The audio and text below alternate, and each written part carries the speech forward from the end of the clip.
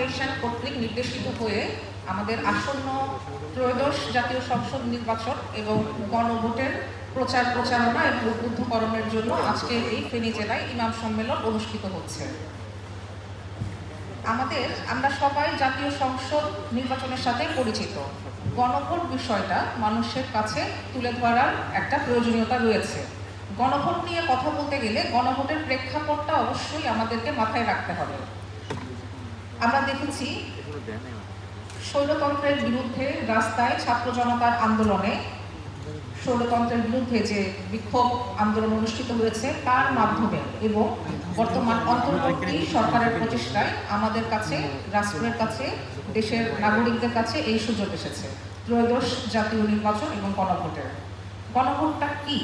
গণভোট হচ্ছে জুলাই সনদ যেটা স্বাক্ষরিত হয়েছে তার ভিত্তিতে রাষ্ট্র পরিচালনার ক্ষেত্রে দেশের মানুষের মতামত গ্রহণ করা।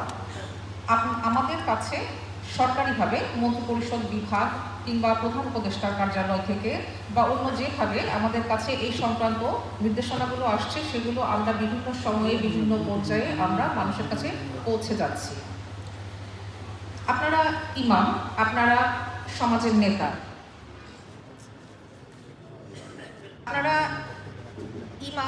আপনারা সমাজের নেতা, আপনাদের কথা মানুষ শোনে।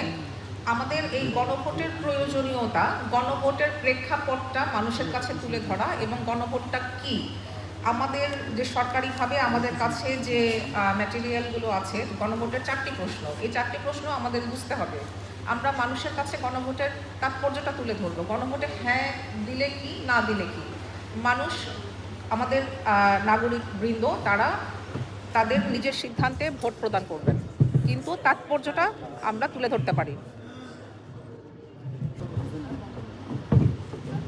গণভোটের তাৎপর্য মানুষের কাছে, নাগরিকদের কাছে আমরা তুলে ধরবো, আপনারা তুলে ধরবেন। নাগরিকবৃন্দ, সম্মানিত নাগরিকবৃন্দ তার নিজের সিদ্ধান্তে ভোটাধিকার প্রয়োগ করবেন। আপনাদের যেহেতু সুযোগ আছে জনসাধারণের কাছে পৌঁছানোর, আপনারা তাদেরকে উদ্বুদ্ধ করবেন ভোট কেন্দ্রে এসে স্বতঃস্ফূর্তভাবে তাদের ভোটাধিকার প্রয়োগের জন্য। ভোটের দিন বা ভোটের আগে আইন শৃঙ্খলা পরিস্থিতি স্বাভাবিক রাখতে, নিরাপদ রাখতে আইন শৃঙ্খলা রক্ষাকারী বাহিনীগুলো